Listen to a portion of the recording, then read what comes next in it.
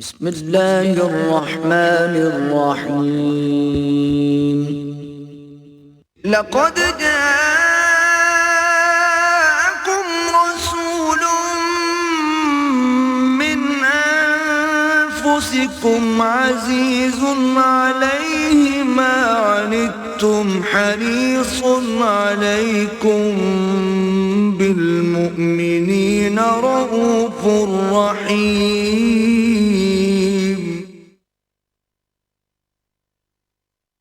نحمده ونصلي على رسوله الكريم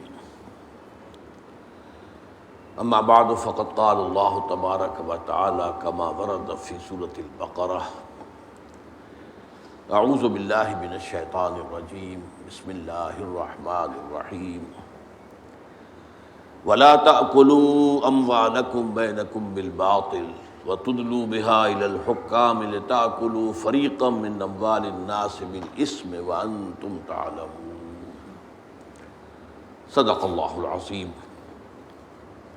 وعن أبي هريرة رضي الله تعالى عنه قال قال رسول الله صلى الله عليه وسلم إن الله طيب لا يقبل إلا طيبا وإن الله أمر المؤمنين بما أمر به المرسلين فقال يا أيها الرسل كلوا من الطيبات واعملوا صالحا وقال يا أيها الذين آمنوا كلوا من طيبات ما رزقناكم ثم ذكر الرجل يطيل السفر أشعث أغبر يمد يديه إلى السماء يا رب يا رب ومطعمه حرام ومشربه حرام وملبسه حرام وغذي بالحرام فأنى يستجاب لذلك رواه الإمام مسلم رحمه الله. رب اشرح لي صدري ويسر لي أمري واحلل عقدة من لساني يفقهوا قولي.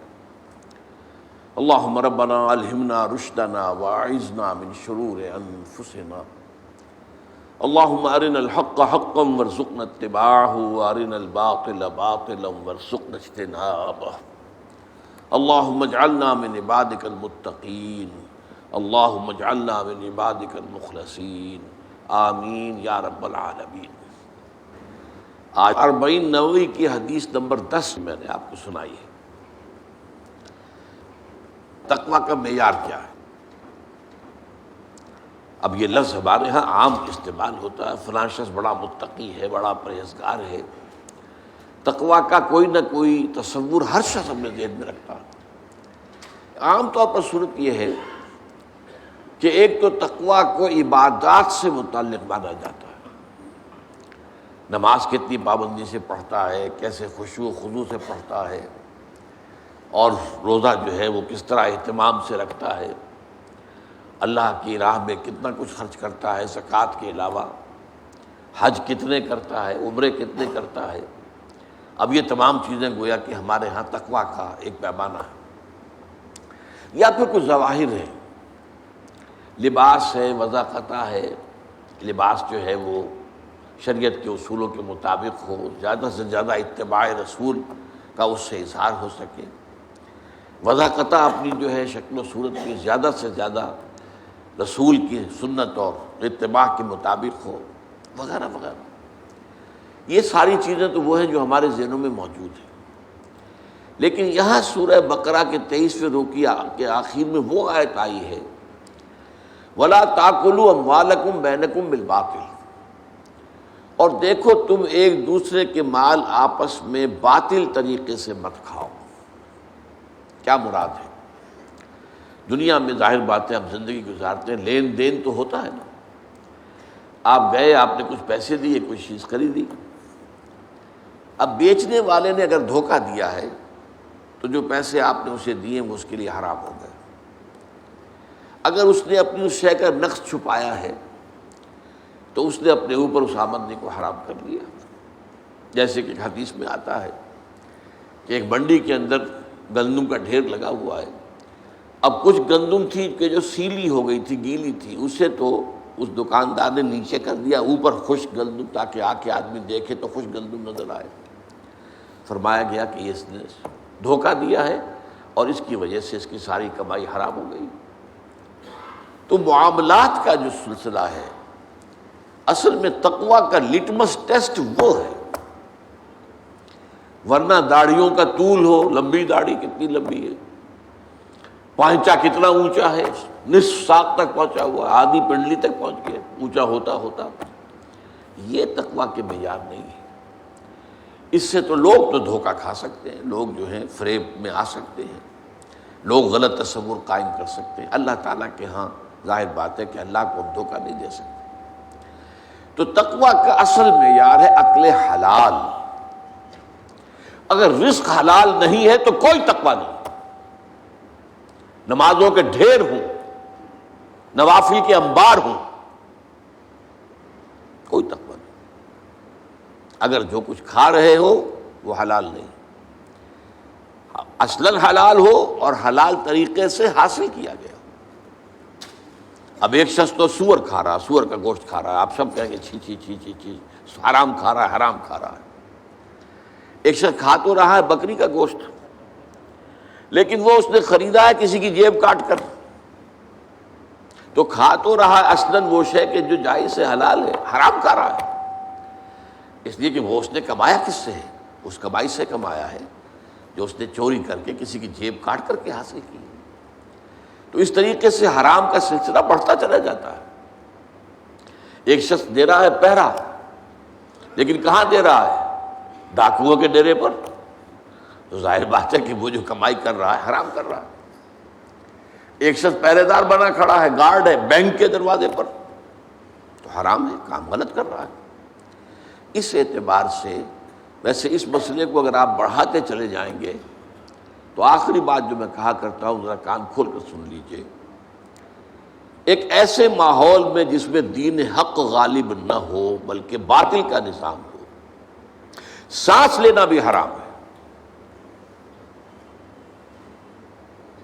الا یہ کہ یہ سانس لینے سے جو قوت پیدا ہوئی ہے، انرجی، آکسیجن اندر گئی ہے نا، اسی کو تو ہم جلا کر انرجی حاصل کرتے ہیں ہمارے مسلز، یا یہاں پہ جو غذا کھا کر قوت پیدا ہوئی ہے اگر وہ خرچ ہو رہی ہے اس کا اکثر و بیشتر اس نظام باطل کو ختم کر کے نظام حق کو قائم کرنے کی جد و جہد میں، تو جائز ہے، ورنہ سانس لینا بھی حرام ہے۔ لو سانس بھی آہستہ کہ نازک ہے بہت کام، آفاق کی اس کارگہ شیشہ گری کا۔ بہرحال ذرا میں واپس آتا ہوں کہ ایک صریح حرام شے، صریح طور پر جو حرام شے ہے وہ آپ کو معلوم ہے کہ بیع و شرع میں دھوکہ دینا، فریب کرنا، اپنے مال کے نقص کو چھپانا اور اس کی بنا پر جو ہے غلط آمدنی حاصل کرنا۔ اور اس کی دوسری قسط کیا ہے؟ وَتُدْلُوا بِهَا إِلَى الْحُكَّامِ لِتَأْكُلُوا فَرِيقًا مِنْ أَمْوَالِ النَّاسِ بِالْإِثْمِ، اور اسی طرح تم اپنے مال کو ذریعہ نہ بناؤ حکام تک پہنچنے کا۔ دل وہ کہتے ہیں ڈول کو، ڈول جو ہے کنویں میں اتارا جاتا ہے پانی کھینچنے کے لیے، اسی طرح کوئی شخص اپنا مال بطور رشوت پیش کرتا ہے کسی سرکاری افسر کو، کس لیے کرتا ہے؟ تاکہ اس کے ذریعے سے کسی اور کا مال ہڑپ کر سکے، کسی اور کا حق غصب کر سکے، جس کے ہم رشوت کہتے ہیں۔ تو جو رشوت کے لیے اس نے ذریعہ بنایا ہے اپنے مال کو، تدلو بہا الی الحکام، جیسے پانی تک پہنچنے کے لیے ڈول کو تم نے ذریعہ بنایا، اسی طریقے سے کچھ لوگوں کے حق تلفی کرنے کے لیے، کچھ لوگوں کا مال غلط طریقے پر ہڑپ کرنے کے لیے تم نے اپنے مال کو ڈول بنایا حکام تک پہنچنے کا، تاکہ ان کے ذریعے سے ان کے ہاتھ میں جو اختیارات ہیں، ان کے پاس جو اتھارٹی ہے، ان کے پاس جو پاورز ہیں، ان کو وہ اپنے حق میں استعمال کرا سکو۔ اسی کا نام ہے رشوت۔ اور ایک حدیث نبوی میں صاف طور پر آیا ہے، الراشی والمرتشی کلاہما فی النار، رشوت دینے والا اور رشوت کھانے والا دونوں جہنمی ہیں۔ آپ غور کریں گے کہ یہ راشی کا لفظ ہم بولتے ہیں رشوت خور کو، جو رشوت لیتا ہے۔ عربی میں اور قرآن مجید کی اصطلاح میں راشی وہ ہے جو رشوت دیتا ہے، رشوت کھلاتا ہے۔ اور یہ بات ذرا اگر آپ گہرائی میں تجزیہ کریں گے تو معلوم ہوگا کہ رشوت کی اصل بنیاد رشوت دینا ہے۔ لوگ جو ہے وہ غلط کام کرانے کے لیے مٹھیاں گرم کرتے ہیں۔ اب جب وہ مٹھی گرم ہونے کی عادت ہو گئی تو جب تک گرم نہ ہوگی کام نہیں ہوگا، لیکن انالیسس جب ہوگا تو وہ یہ ہے کہ اصل میں کیوں ہوتا ہے کہ در حقیقت عام لوگ جو ہیں وہ حکام کو رشوت خوری کی عادت ڈالتے ہیں، اپنے غلط کام کرانے کے لیے، کسی کی حق تلفی کے لیے، کسی کا حق مارنے کے لیے، کسی کا حق جو ہے ہڑپ کرنے کے لیے وہ در حقیقت اس مال کو ذریعہ بنا رہے ہیں حکام رسی کا، حکام تک پہنچنے کا، تاکہ اس کے ذریعے سے اور ان کے اختیارات کے ناجائز استعمال سے وہ کچھ آمدنی حاصل کر سکیں یا کچھ مفادات حاصل کر سکیں، یا جو سرکاری محصولات ہیں اس میں کمی کرا سکیں، انکم ٹیکس کی چوری کر سکیں، فلاں ٹیکس کی چوری کر سکیں، اور اس کے لیے رشوت دینا جو ہے در حقیقت، اور عام طور پر دیکھا گیا ہوگا، آپ نے کبھی تجربہ ہوگا کہ جب نوجوان افسر عام طور پر جا کر کسی جگہ چارج لیتے ہیں نئے تو ان میں کچھ اصول ہوتے ہیں، کچھ پڑھ کے آئے ہوتے ہیں تازہ، دیانتداری بھی کوئی شے ہے اور قوم کے ساتھ خلوص اور اخلاص بھی کوئی شے ہے، لیکن یہ کہ پھر وہاں اس مشین میں پڑھ کر، اس نظام میں پڑھ کر، ایک طرف تو جو خوراک قسم کے بیٹھے ہوتے ہیں وہاں پرانے اہلکار، وہ پٹی پڑھاتے ہیں، میاں کہاں تم کس غلط فہمی میں مبتلا ہو گئے ہو، یہاں تو ترقی کے راستے جو ہیں یہ بند ہو جائیں گے تم پر، تم آگے بڑھ نہیں سکو گے، تمہیں اپنے سے اوپر والے حکام کو جو ہے وہ جب تک راضی نہیں رکھو گے تو کیسے تمہاری جو ہے ترقیاں ہوں گی۔ اور دوسرا یہ کہ وہاں کے لوگ جو غلط کار ہیں، حرام خور ہیں، وہ خود آ کر انہیں ایسے طریقے استعمال کرتے ہیں کہ جس سے ان کو جو ہے چسکا پڑ جاتا ہے۔ تو بات اصل میں کہنے کی یہ تھی کہ سورہ بقرہ کے 23ویں رکوع میں صوم، اس کا مقصد تقویٰ، لیکن تقویٰ کا معیار کیا ہے اس کو آخری آیت میں بیان کر دیا گیا، اگرچہ بظاہر اس آیت کا کوئی تعلق صوم یا رمضان سے نہیں ہے۔ وَلَا تَأْكُلُوا أَمْوَالَكُمْ بَيْنَكُمْ بِالْبَاطِلِ وَتُدْلُوا بِهَا إِلَى الْحُكَّامِ لِتَأْكُلُوا فَرِيقًا مِّنْ أَمْوَالِ النَّاسِ بِالْإِثْمِ وَأَنْتُمْ تَعْلَمُونَ، اگر تم جان بوجھ کر یہ کرو گے تو ظاہر بات ہے کہ اللہ کے عذاب کے مستحق ہو جاؤ گے۔ ہاں کبھی غلط فہمی ہو سکتی ہے، جیسے میں نے کہا کوئی شخص غلط فہمی میں سور کا گوشت کھا رہا ہے، اس کو پتہ نہیں کہ یہ سور کا گوشت ہے، بلکہ اس سے تو کسی نے یہ دھوکہ دیا کہ نہیں بکری کا گوشت ہے اور وہ کھا رہا ہے، یا وہ مجرم تو نہیں ہوگا، وہ اصل میں سور نہیں کھا رہا ہے۔ تو غلط فہمی میں اور لا علمی میں اگر کوئی حرکت ہو جائے تو وہ بالکل اللہ تعالیٰ کے ہاں جو ہے کنڈون ہو جائے گی، معاف ہو جائے گی، لیکن انتم تعلمون، جانتے بوجھتے اگر یہ کام کرو گے تو پھر ظاہر بات ہے کہ پھر اللہ تعالیٰ کی طرف سے یوں جان لو کہ تقویٰ کی نفی ہو گئی تمہاری۔ اب آئیے اس حدیث کی طرف، یہ حدیث نمبر 10 ہے 40 نووی کے۔ اب یہاں عقل حلال کی جو اہمیت ہے اور اس کا جو مقام و مرتبہ ہے وہ بیان ہو رہا ہے۔ حضور نے فرمایا، حضرت ابو ہریرہ اس کے راوی ہے رضی اللہ تعالی عنہ، اور مسلم شریف کی روایت ہے، ان اللہ طیب لا یقبل الا طیبا، دیکھو اللہ پاک ہے اور وہ صرف پاک چیز قبول کرتا ہے۔ تم نے 20-30 ہزار روپے کا دمبا اللہ کی راہ میں جو ہے وہ عید کے روز قربان کر دیا، لیکن وہ حرام کی کمائی سے تھا، اللہ کیا اس کا کوئی وزن نہیں ہے۔ لن ینال اللہ لحومها ولا دماؤها ولکن ینالہ التقوی منکم، دیکھو ان قربانیوں کا نہ گوشت اللہ تک پہنچتا ہے نہ خون، ہاں پہنچنے والی چیز ہے اگر تقوی ہے تمہارے اندر، تقوی ہے، جائز آمدنی سے، جائز کمائی سے تم نے وہ جانور خریدا ہے، اللہ کی راہ میں اس کو ہدیہ کیا ہے، اللہ کی راہ میں ذبح کیا ہے، تو اس کے ایک ایک بال کے اوپر بھی اجر ہے۔ تو ہر چیز جو ہے اس کے لیے اللہ تعالیٰ کے ہاں وہ تمہاری میزان کے اندر، میزان عمل میں آئے گا۔ لیکن تقویٰ نہیں ہے، حرام کی کمائی سے کیا ہے تو اللہ کو قبول نہیں ہے۔ ان اللہ طیب ولا یقبل الا طیبا الا طیبا، اور وہ سوائے پاک کے، پاک چیز کے، حلال چیز کے اور کسی چیز کو قبول نہیں کرتا۔ یہی تو پہلا قتل جو ہوا تھا نوع انسانی میں، سورہ مائدہ میں اس کا ذکر ہے۔ حضرت آدم کے 2 بیٹوں نے قربانی پیش کی، قربا قربانن، یہ قربانی اصل میں کس سے لفظ سے بنا؟ قرب سے، اللہ کا تقرب حاصل کرنے کی، قربانی اصل میں قرب سے بنا ہے، تو اللہ کا تقرب حاصل کرنے کے لیے ایک شخص جو تھا ان میں سے وہ چرواہا تھا، ایک بھائی، اس نے لا کر کوئی بھیڑ یا مینڈھا جو ہے وہ اللہ کی راہ میں قربان کیا، اور دوسرا جو تھا وہ کھیتی باڑی کرتا تھا، اس نے کچھ اپنی جو پیداوار ہے اس میں سے کچھ لا کر پیش کیا قربانی کے طور پر۔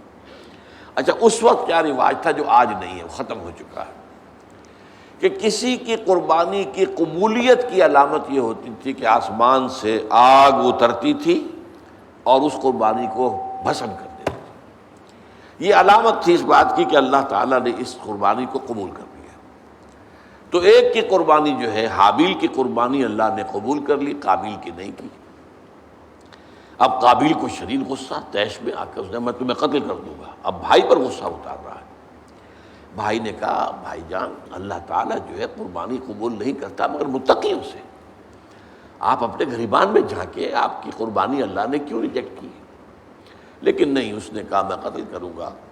تو یہ حابیل کا مشہور واقعہ، کیونکہ اگر آپ ہاتھ اٹھائیں گے مجھ پر مجھے قتل کرنے کے لیے، میں اپنا ہاتھ نہیں اٹھاؤں گا کہ آپ کو قتل کروں، بلکہ میں تو یہ چاہوں گا کہ آپ مجھے اگر بغیر کسی جواز کے، بلا جواز اگر مجھے قتل کریں گے تو گویا کہ اپنے گناہوں کا بوجھ تو آپ کو اٹھانا ہی ہے، میرے گناہوں کا بوجھ بھی آپ اٹھا لیں گے تو I stand to lose nothing, میرا تو کوئی نقصان نہیں ہے اس میں۔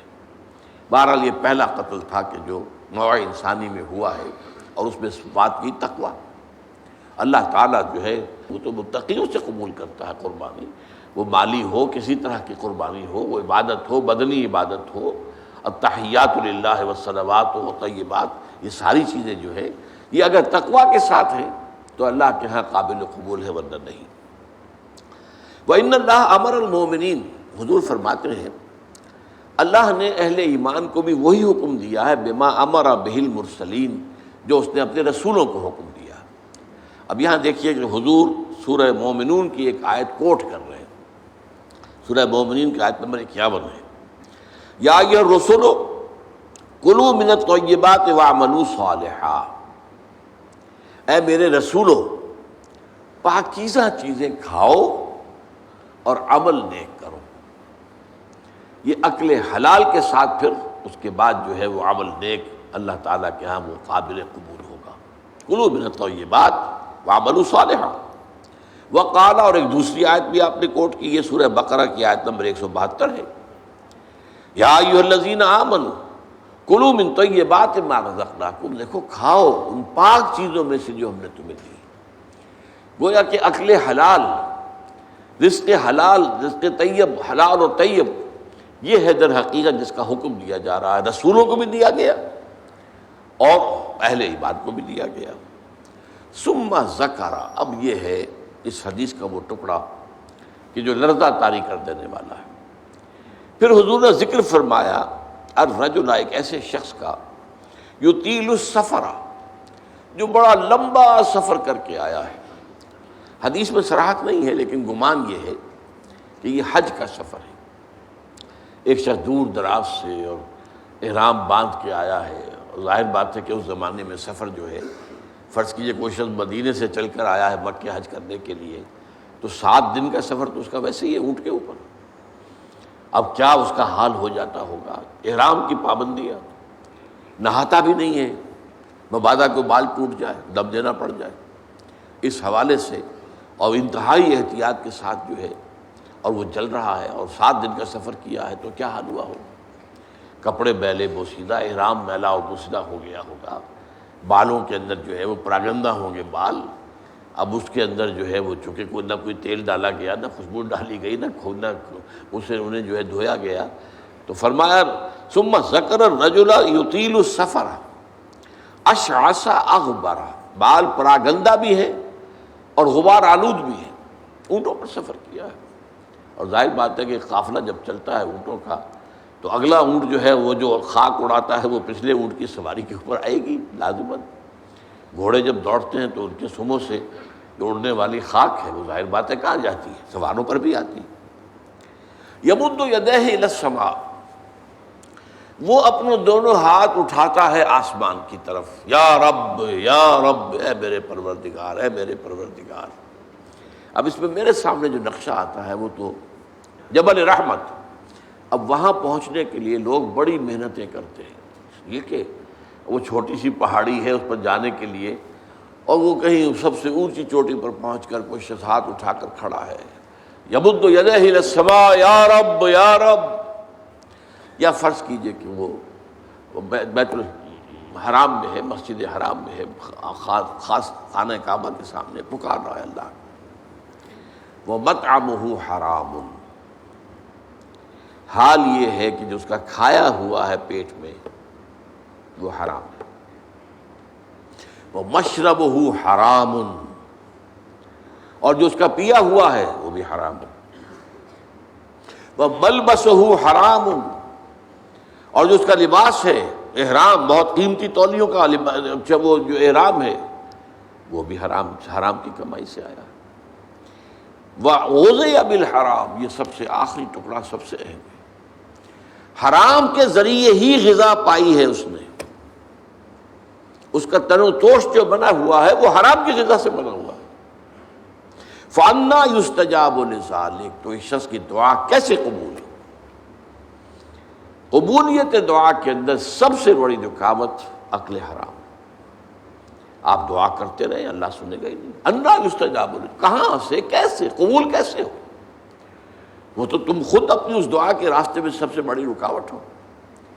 تم اپنی آمدنی کا جائزہ لو، غور کرو، اس میں کمائی کے اندر کوئی حرام تو شامل نہیں ہے، کوئی ناجائز طریقہ تو شامل نہیں ہے، کوئی براہ راست سود کا عنصر تو نہیں ہے. بالواسطہ سود جو ہے وہ تو نہ میں بچا ہوا ہوں نہ آپ بچے ہوئے ہیں. پورا ہمارا معاشی نظام جو ہے وہ سود پر مبنی ہے. ایک گندم کا دانہ بھی ہم کھاتے ہیں تو اس میں سود ہے. اس کے لیے بیج خریدا گیا سودی قرضے پر، اس کے لیے فرٹیلائزرز خریدے گئے سودی قرضے پر، اس کے لیے پیسٹی سائڈز خریدے گئے سودی قرضے پر، ٹریکٹر خریدا گیا سودی قرضے پر. تو ایک ایک دانے میں سود ہے. وہ سود تو میرے اندر جا ہی رہا ہے، اس کے بغیر تو چارہ نہیں ہے. یا ہوا میں، جیسے کہ حضور نے فرمایا صلی اللہ علیہ وسلم کہ ایک زمانہ آئے گا کہ چاہے کوئی شخص سود کھائے گا نہیں، لیکن سود کا غبار یا دھواں، غبار یا دخان کا لفظ ہے دھواں، اس کے اندر ضرور جائے گا. فرض کیجئے کہ فضا کے اندر ڈسٹ سسپینشن ہو گئی ہے، گردہ ہے. اب ظاہر بات ہے سانس تو آپ کو لینا ہے، سانس تو لینا چھوڑ نہیں سکتے، آپ مر جائیں گے. کیسے ہوگا؟ سانس کے ساتھ غبار لازماً جائے گا، اندر پھیپھڑوں میں جائے گا. کوئی آپ کو روکنے کا کوئی ذریعہ آپ کے پاس نہیں ہے. یا کہیں جو ہے جو دھواں بھر گیا ہے، فرض کی جیسے آگ لگتی ہے بڑی اونچے ہوٹلوں کے اندر، 14ویں منزل کے اوپر جو ہے آگ لگی ہے، کمروں کے اندر دھواں بھر گیا، کہاں جائے لوگ؟ 14ویں منزل سے چھلانگ لگائیں تو ویسے ختم، ہڈیاں جو ہے اس کا چورا ہو جائے گا. بہرحال جو بھی شکل جو بیتتی ہے، تو سانس تو لینے پر مجبور ہے. جب تک بھی سانس آئے تو دھواں اندر جائے گا. یہ دور وہ ہے کہ جس کی فضا میں سود موجود ہے، اور وہ فضا کے اندر جو سود ہے وہ ہم سانس لے رہے ہیں تو ہمارے اندر جا رہا ہے. اس پہلو سے بالواسطہ انڈائریکٹ سود سے تو آج کوئی بھی بچا ہوا نہیں. البتہ ڈائریکٹ سود جو ہے وہ تو ظاہر بات ہے کہ آپ کی مرضی سے ہے. آپ نے سودی قرضہ لیا ہے اپنا کاروبار بڑھانے کے لیے. بھائی جتنی پونجی تمہارے پاس ہے اس سے کاروبار کرو. اگر بہت تھوڑی پونجی ہے تو سر پر اٹھاؤ کوئی ٹوکری پھل کی اور بیچو. اگر اس سے زیادہ ہو جائے تو چلو کوئی ریڑھی لے لو، اس سے زیادہ ہو جائے کھوکا بنا لو، اس سے زیادہ ہو جائے دکان بنا لو، اس سے زیادہ ہو جائے ایکسپورٹ امپورٹ کرو. لیکن رہو اپنی چادر کے اندر جو تمہاری اپنی پونجی ہے. بینک سے قرض لے کر اپنا کاروبار پھیلانا یہ تو تمہارا اپنا انٹینشنل، تمہارے اپنے چوائس کا فیل ہے، اس پر تم پکڑے جاؤ. مکان ہے، بڑی عالیشان کوٹھی بنانی ہے، عالیشان محل بنانا ہے، قرض لیا. بھائی زندگی گزارنے کے لیے چھت میسر ہو سر کے اوپر گزارا کے قابل جو ہے سکونت آپ کے پاس ہو تو بہت ہے. ہمیشہ تو نہیں رہنا تمہیں یہاں. ایک وقت آئے گا کہ چاہے وہ محل ہو، چاہے وہ ڈیفنس کا جو بنگلہ ہو کئی کروڑ کا جو ہے، نکلنا تو پڑے گا، وہاں سے جانا تو پڑے گا قبر کے اندر۔ لہذا یہ اگر بینک کے سود سے آپ نے یہ کام کیا، یا جیسے کہ کہہ دیتے ہیں کہ ایک شخص کو گریچوٹی ملی ہے، وہ ریٹائرمنٹ کے بعد یہ ہوا ہے وہ ہوا ہے، اب اگر وہ کسی اور کو دیتا ہے کاروبار کے لیے تو لوگ کھا جاتے ہیں، اپنے گھر میں رکھتا ہے تو ختم ہو جائے گا، رفتہ رفتہ اس کی قیمت بھی کم ہو جائے گی، وہ کھائے گا تو ختم بھی ہو جائے گا، تو کیا کریں، یہ مجبوری ہے۔ لہذا بینک میں سود کے اوپر رکھ دیا، سود کھا رہے ہیں، ختم نہیں۔ تمہارے پاس ضمانت ہے کہ جب تک تمہارے پاس یہ رقم ختم جو ہے نہیں ہوتی اس سے پہلے پہلے تم مر جاؤ گے یا نہیں ہے؟ کھاؤ اس کو، یا اور کچھ نہیں کر سکتے، بڑا کاروبار نہیں کر سکتے، اپنے مکان کے باہر کی بیٹھک کے اندر کوئی چھوٹی سی دکان لگا کر بیٹھ جاؤ کریانے کی، صبح سے شام تک گزارے کے مطابق مل جائے گا، محنت کرو، ریٹائرمنٹ کے بعد بھی یہ کام تو کر سکتے، اور نہیں تو چیو جو کچھ بھی ہے تمہارے پاس جمع پونجی اسے کھاؤ، اس کے بعد اللہ پر توکل رکھو، رزق جو ہے اللہ کے ذمے ہے، کیا پتہ اس پیسے کے ختم ہونے سے پہلے ہی تمہاری موت آ جائے اور تمہیں جو ہے اکل حرام جو ہے اس کی طرف نہ جانا پڑے۔ لہذا یہ ساری باتیں جو ہے یہ بہانے ہیں۔ تو اس اعتبار سے سود سے بچنا، براہ راست سود کی کوئی شکل کسی حالت میں جائز نہیں۔ وہ آپ لاکھ مجبوری کا کیا کرے، بیوہ ہے، بیوہ کے پاس پیسے ہیں، وہ کیا کرے، کہاں لگا دے، کس کو دے دے، وہ سب کھا جائیں گے، یہ کریں گے وہ کریں گے، قطعاً کوئی عذر نہیں حرام کے لیے۔ ہاں آدمی کی جان پر بن گئی ہو، مر رہا ہو یا مر رہی ہو کوئی عورت، اور سوائے کسی حرام شے کے کھانے کے اور کچھ نہ ہو، تو اس حد تک صرف جان بچانے کے لیے حرام کھانے کی اجازت ہے۔ فمن اضطر غیر باغ ولا عاد، دو شرطوں کے ساتھ، اضطرار کی کیفیت ہو، انتہائی جو ہے مجبوری کا عالم ہو، غیر باغ ولا عاد، اس کی طرف خود کوئی دل میں تمنا نہ ہو، عارضی نہ ہو، یہ نہ ہو کہ خواہش بھی ہو حرام کھانے کی، اور یہ کہ جو کم سے کم مقدار ضروری ہے جان بچانے کی اس سے آگے بڑھے بھی نہیں۔ یہ دو شرطیں پوری کی ہوں تو حرام کھا کی اجازت ہے، اللہ تعالیٰ معاف فرما دے گا۔ لیکن عام حالت میں آپ اپنے کاروبار میں، اپنے پیشے میں، اپنے معاش میں اگر حرام کا کوئی عنصر مستقل طور پر اس کو قائم کر لیتے تو پھر ہمارے آج کی گفتگو کا حاصل کیا ہے؟ تقویٰ کی نگیشن ہو جائے گی، تقویٰ پھر نہیں ہے۔ پھر جیسا کہ روزے کے ضمن میں بھی وہ احادیث ہے، اب ایک شخص ہے روزے رکھ رہا ہے اور سودی کاروبار کر رہا ہے، تو یہ روزہ ہے؟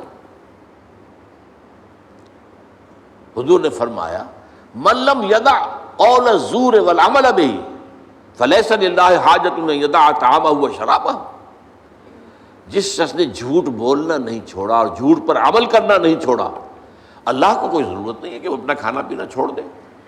یہ فاقہ کر رہا ہے، کھانا پینا چھوڑا، یہ روزہ تو نہیں ہے۔ عین روزے کی حالت میں رشوت لے رہے ہیں، عین روزے کی حالت میں جھوٹ بول رہے ہیں، عین روزے کی حالت میں لوگوں کو دھوکہ دے رہے ہیں۔ روزہ یہ روزہ نہیں ہے بھائی، یہ تو فاقہ ہے۔ اس لیے فرمایا کم من صائم لیس لہ من صومہ الا الجوع، کتنے ہی ہیں روزے رکھنے والے جنہیں اپنے روزے سے سوائے بھوک اور پیاس کے کچھ حاصل نہیں، کوئی اجر و ثواب ہے ہی نہیں۔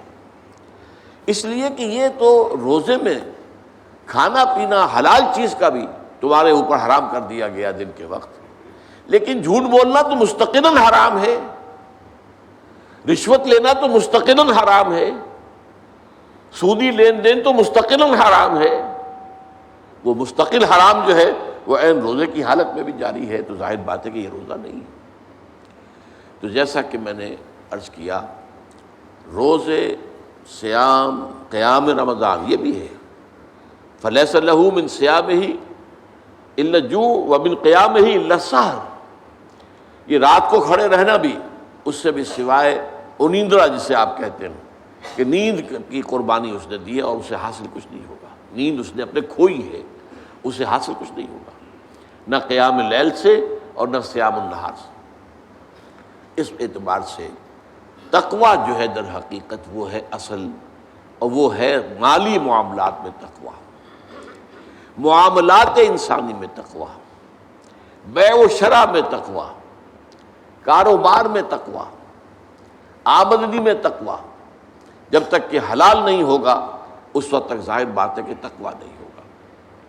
یہاں چونکہ تقویٰ کا مضمون آئی گیا ہے تو میں آپ کو ایک بہت پیارا واقعہ سنا دیتا ہوں کہ تقویٰ کی تعریف کیا ہے۔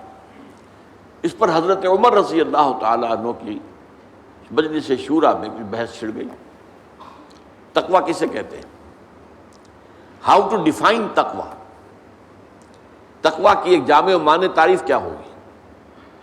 اب بہت سے صحابہ نے اپنی اپنی رائے دی، حضرت ابی بن کعب رضی اللہ تعالی عنہ کو خاموش بیٹھے رہے، اور یہ وہ صحابی ہیں جن کے بارے میں حضور کی حدیث یہ ہے اقرأہم ابی بن کعب، میرے صحابہ میں قرآن کا سب سے بڑا عالم اور قاری جو ہے وہ ابی بن کعب ہے۔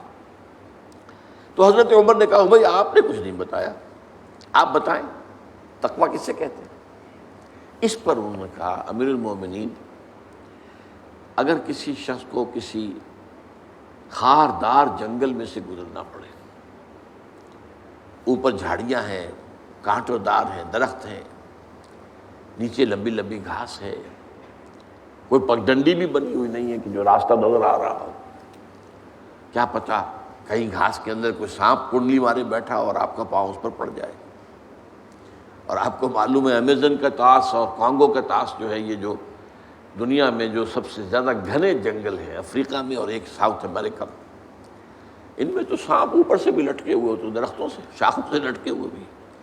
اب کسی کو گزرنا ہو تو کس طرح پھونک پھونک کر قدم رکھے گا، دیکھ دیکھ کر، چوکنا ہو کر، اچھی طرح احتیاط سے۔